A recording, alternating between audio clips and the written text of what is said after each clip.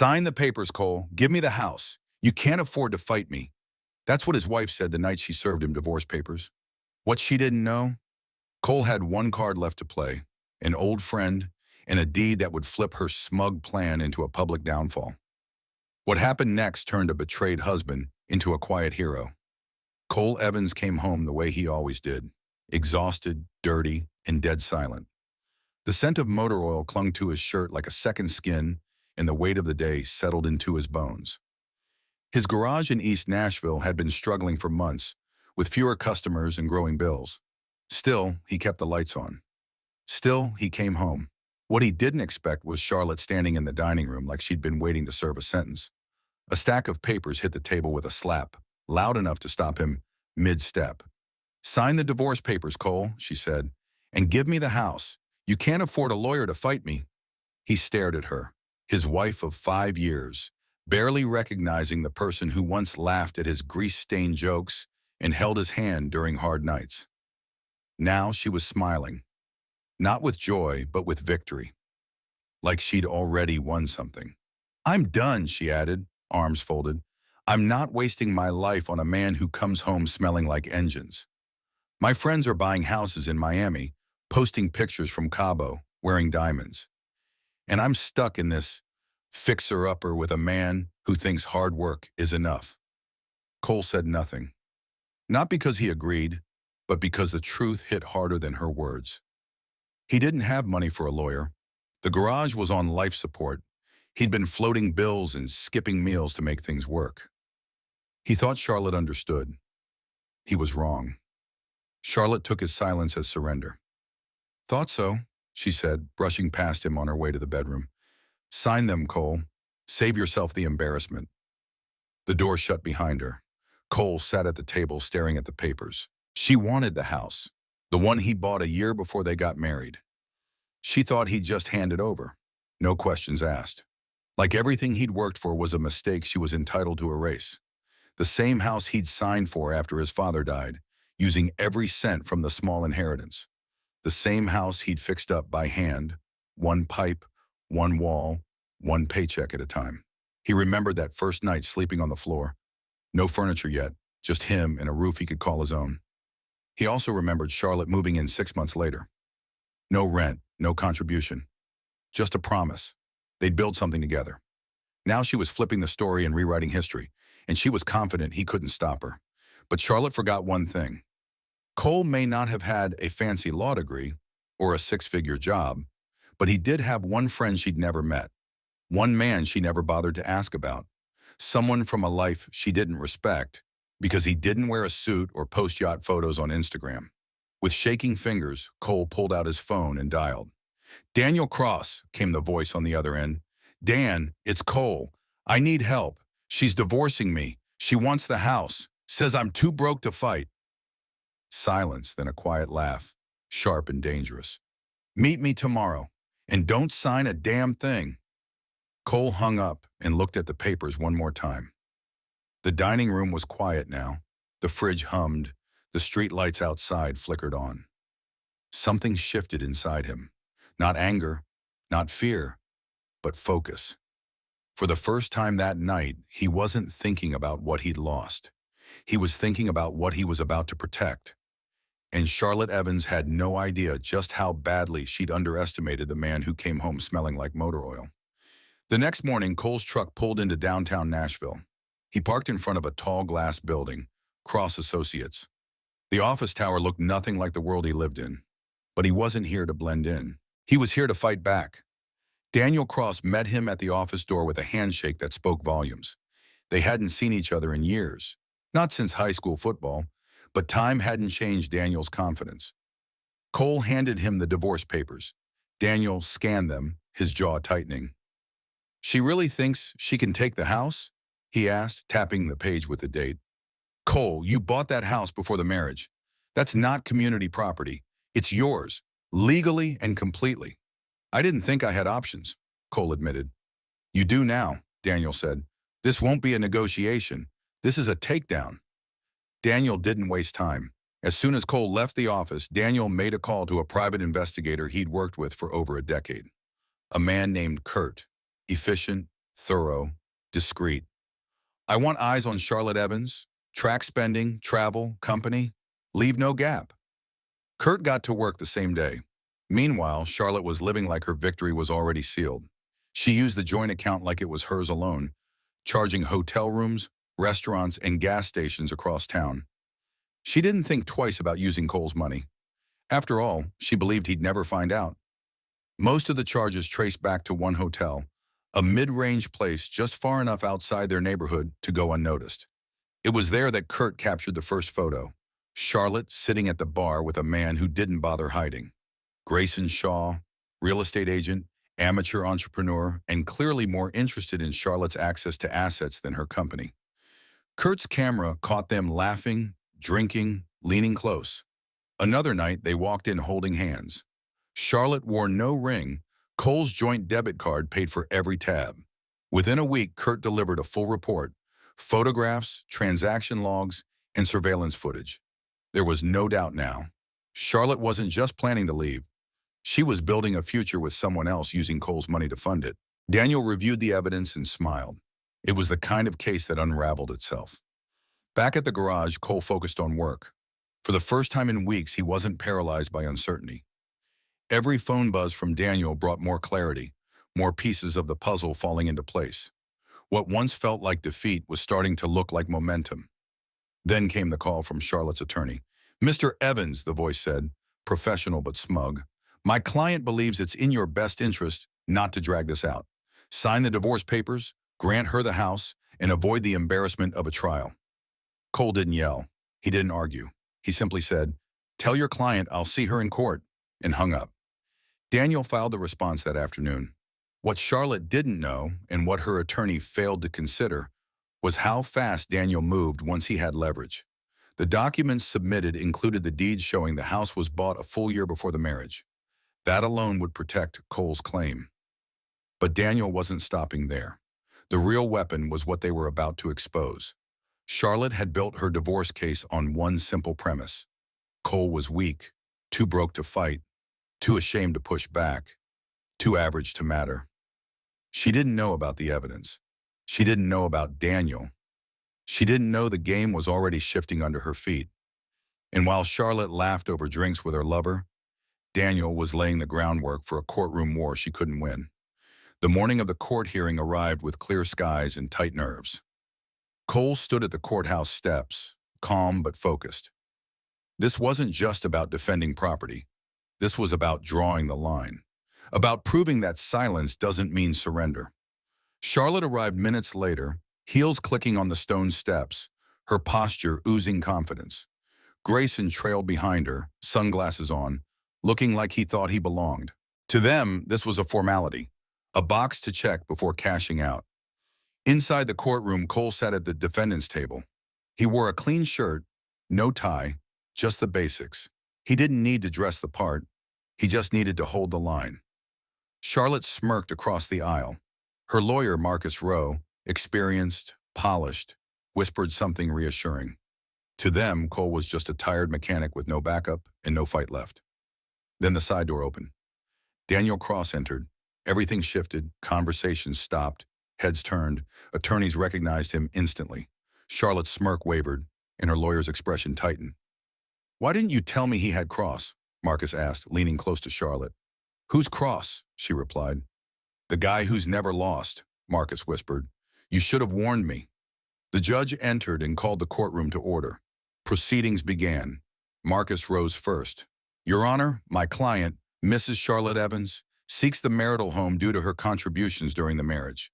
Though the house was purchased shortly before their wedding, she's lived in it for the entirety of the relationship and supported household upkeep." Charlotte nodded slightly, watching the judge like she expected approval.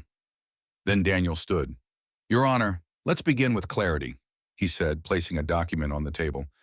"This is the certified deed for the property at 417 Westmoreland Avenue, purchased solely by Mr. Cole Evans 1 year before the marriage, paid for in full, no joint ownership, no cosign.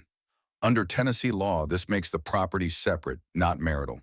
He handed the document to the bailiff, who delivered it to the judge. Charlotte shifted in her seat. Daniel continued. Living in the house does not alter its classification, nor do general contributions to bills. The law is clear. The judge reviewed the deed and nodded once. Property is classified as separate unless proven otherwise, she said. Marcus stood, trying to salvage his case. Your Honor, if I may, but the judge cut him off. You'll need evidence that it was commingled or reclassified. Otherwise, it's not on the table. Charlotte glanced at Grayson. He adjusted in his seat but said nothing. Then Daniel brought out the second file. Now, Your Honor, I'd like to present additional evidence regarding the petitioner's conduct during the marriage. This includes financial activity and use of joint funds. He handed over photographs, bank statements, and audio recordings, all collected legally by the investigator. Images showed Charlotte entering hotels with Grayson. Hand on his arm, no wedding ring, time-stamped, statements highlighted charges, restaurants, fuel, hotel bills, all paid from the joint account. Finally, the audio, a recording from the hotel bar. Charlotte's voice. Don't worry, he's too weak to fight. I'll take the house and drain the account. We'll sell it and start fresh. Grayson's voice followed. You sure you can get it? Her voice again, confident. Of course. He's got nothing.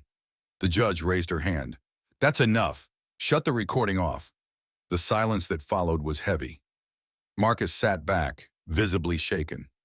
Charlotte's expression had turned from smug to pale. Daniel folded his hands. My client paid every major bill in that house. He never missed one mortgage payment. The petitioner used his money to fund an extramarital relationship while simultaneously trying to seize his property under false pretenses. The judge didn't speak right away. She reviewed the documents again. Finally, she looked at Charlotte.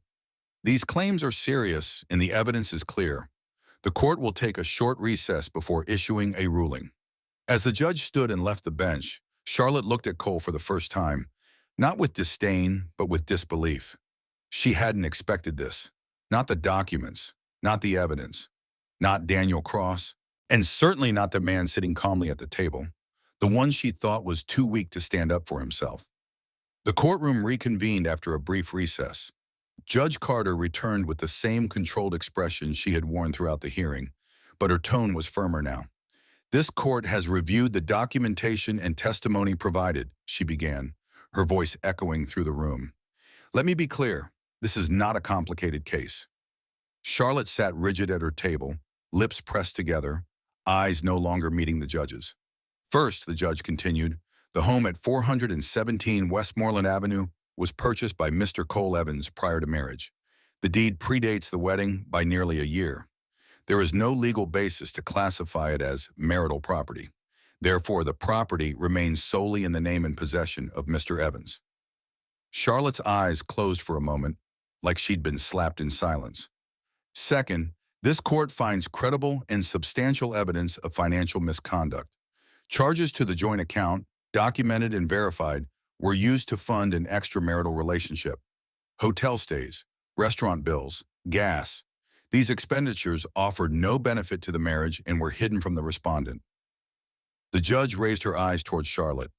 Mrs. Evans, you used marital funds in bad faith. This court does not reward deception. Charlotte's attorney shifted in his seat, tapping his pen nervously. Accordingly, the judge continued, your claim for ownership of the home is denied. Your request for spousal support is also denied, based on evidence of infidelity and financial abuse. The courtroom remained quiet, but the impact was immediate. Cole didn't move. He didn't need to. Everything he hoped for had just been confirmed with a judge's gavel. Furthermore, the judge added, any remaining funds in the joint marital account are to be transferred to Mr. Evans. He maintained the household. He covered essential costs. He did not engage in deceit. This ruling reflects that. The gavel struck once. Court is adjourned. Charlotte remained frozen. Her attorney began quietly packing up papers, speaking to her in hushed tones. She didn't respond. Grayson, seated behind her, had already started shifting toward the aisle. Moments later, he slipped out of the room, avoiding eye contact with anyone. No goodbye, no gesture, nothing. Cole rose from his seat. Still no smile, no celebration, just calm resolve. Daniel stood beside him, shook his hand firmly, then leaned in. Told you she'd never see it coming?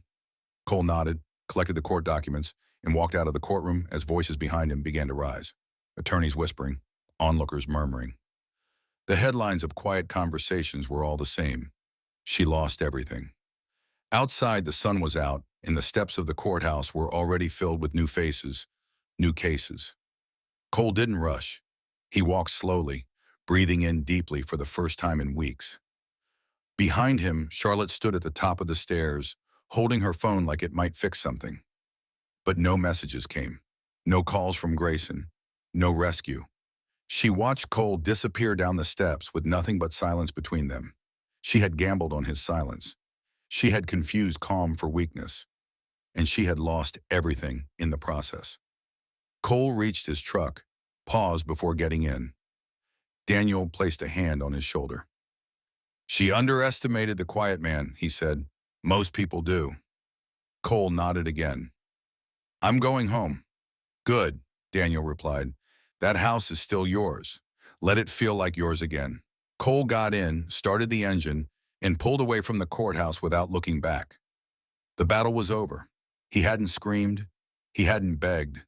He hadn't sunk to her level. And that's exactly why he won. Cole drove back through the quiet streets of East Nashville, passing the same shops, gas stations, and intersections he'd seen 1,000 times before. But everything felt different now. Not because the city had changed, but because he had. When he pulled up to the curb in front of the house, he didn't rush out. He sat for a moment, looking at it, not just as a building, but as a symbol of everything he had fought to keep. It wasn't just four walls and a roof.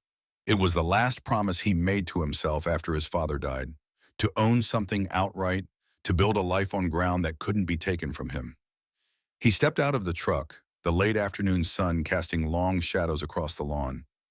The house stood solid, unchanged, but this time he wasn't walking into it with doubt on his shoulders. He was walking in as the only name on the deed, the only name that mattered. Inside, he dropped the final stack of court papers on the kitchen counter without even opening them. He didn't need to. The message was already carved into every ruling. She lost. He didn't have to raise his voice or swing a punch. He just had to show up with truth, patience, and someone in his corner who knew how to fight. He walked out to the garage and flipped on the lights. The smell of oil and metal filled the air. Familiar, grounding. An old Chevy sat waiting on blocks, halfway through a repair he'd been putting off for weeks. He rolled up his sleeves, picked up a wrench, and went back to work. Not because he had to, because he wanted to, because this, his tools, his garage, his house, was a life built honestly. A few blocks away, Charlotte sat alone in a small rented apartment, scrolling through her phone with no new texts, no missed calls. Grayson was gone. The money she expected never came. The life she thought she was stepping into had vanished the second her plan collapsed in court. The people who once envied her Instagram stories didn't ask what happened. They had already moved on to someone else's vacation photos, someone else's filtered happiness. No one called to check on her. No one invited her anywhere. She had tried to trade loyalty for luxury. She ended up with neither. The court hadn't just denied her claims, it had exposed her. And worse, it had reminded her, in public, that Cole had never been the fool. He had been the one holding everything together. He had been the reason the lights stayed on, the car ran, and the bills got paid. He was the one who sacrificed without complaining. She only realized it when it was too late. Back at the garage, Cole leaned against the fender, wiping his hands on a towel. He glanced at the house again, now filled with the kind of silence he didn't fear anymore. A silence that came without tension or threats. Just space to breathe. He didn't call anyone to tell them he'd won. He didn't post a single word online. There was no need to humiliate her. That part had taken care of itself. His life wasn't perfect, but it was real. He had his name, his work, his house, and now, finally, peace. He picked up another tool, tightened a bolt, and focused on the engine. No drama, no shouting. Just purpose. Because the truth is, sometimes the strongest kind of revenge isn't what you do to someone. It's what you refuse to let them take from you.